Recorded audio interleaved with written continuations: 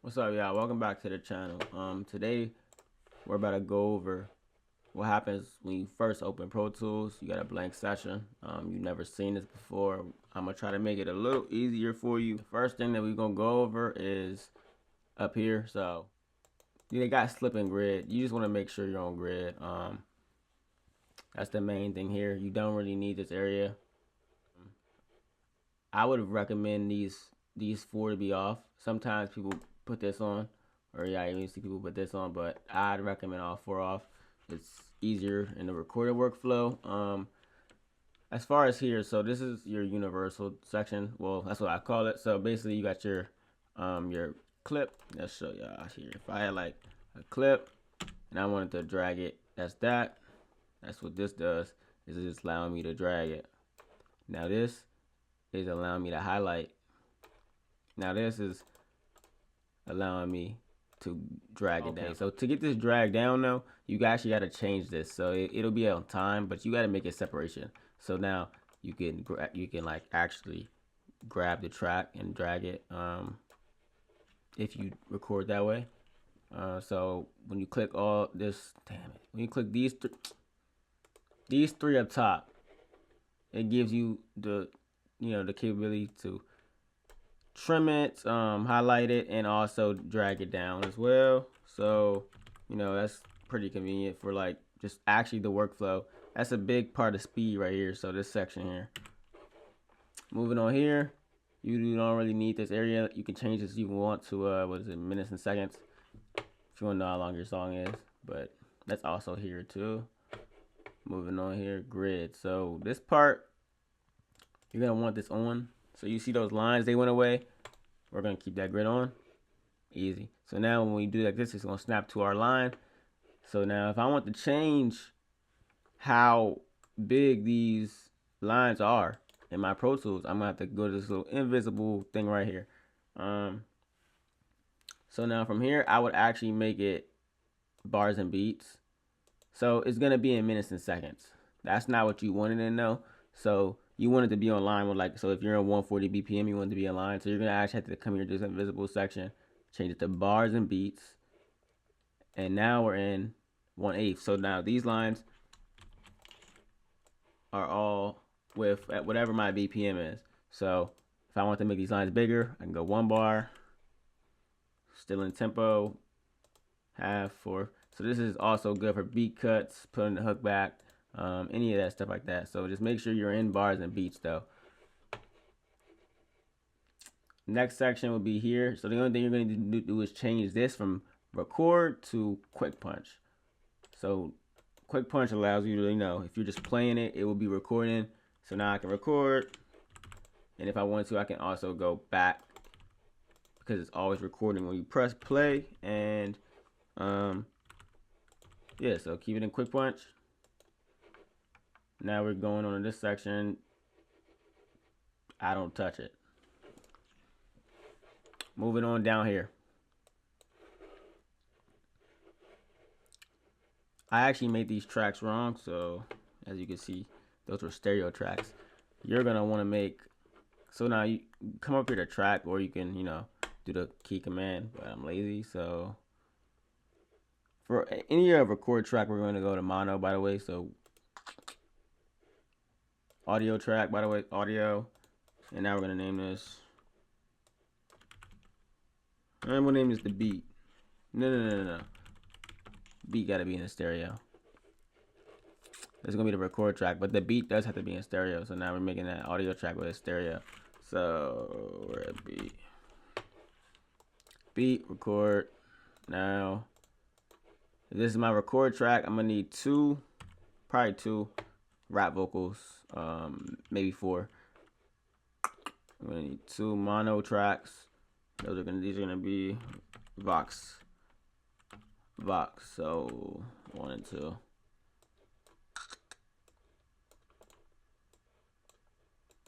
And really, I make that red just to what's next? Modern song, ad lib track, maybe about 2. Mono, maybe about 2. Might need 3. And you can change the color on this too. So like just to keep it, you know, organized. Boom. So these are good.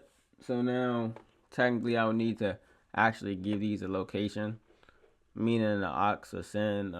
So you know, it's kind of easy to make that. You just change the aux, stereo. I'm going over this fast too, by the way. I know y'all. It's really just a quick little rundown of what's going on. But what is this Vox mix? Boom.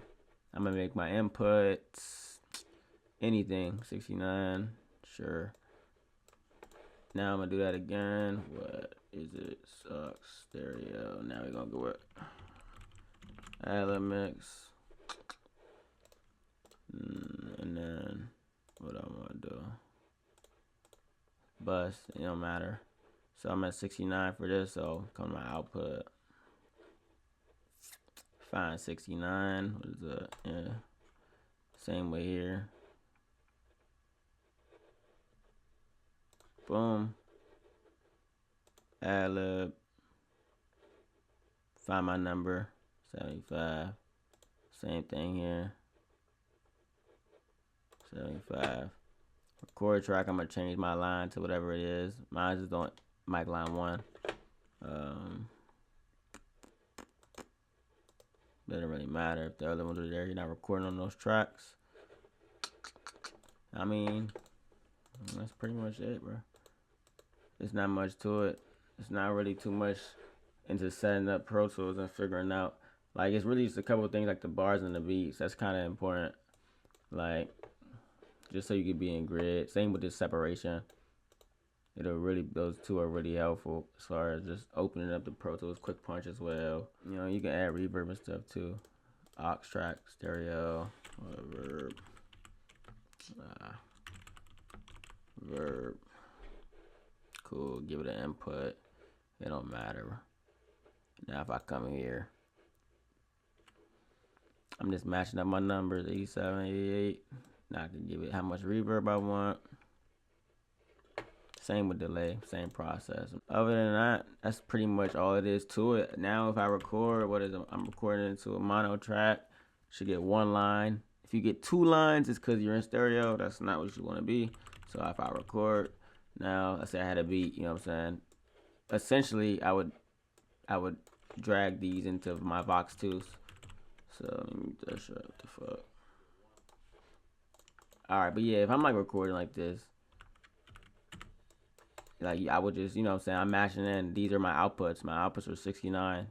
So this is whatever plugins I would have here, whether it be an EQ, it don't matter what EQ. I'm just clicking anything. It's going to get the output of it, you know, into these boxes. So that's basically how you just set up Pro Tools, set up a template. I would say that I do change my record button though.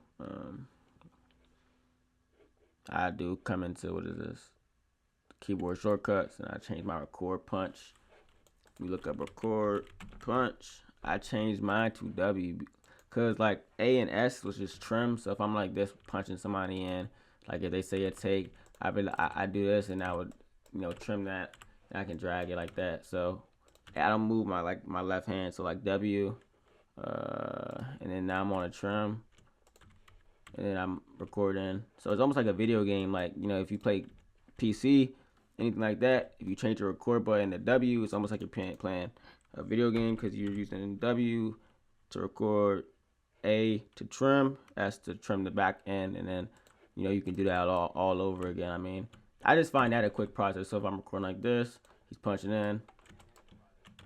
Like, same with this. And then if you don't want to, you don't have to. But I never in my life have used W. So, like, when I was using Command Space or 3, I never used W before, so I thought about it. Why can't I just change it? So I did change it. I made W record, and I just trim with A and S, and I don't really move my finger. That's just really different for tracking. I mean, it's a tracking thing. I mean, I don't need W, you know, so I change it, especially since, you know, PC gaming or gaming in general, you know that W, A, and S are your hot, you know, friends, and you got E, you got RT, your zoom in, zoom out, those are right next to it. So, I mean, you know, it's your world when you know, it's up to you though. As far as I said, that's kind of all I got to say about the video. Um, that's how you work Pro Tools, or at least open it from scratch. Like you have nothing. But I mean, if you get a template, I mean, you get a template. That's easy. But if you don't have a template, you can make one. Stock Pro Tool plugins are cool. But all right, y'all. Peace. Like and subscribe.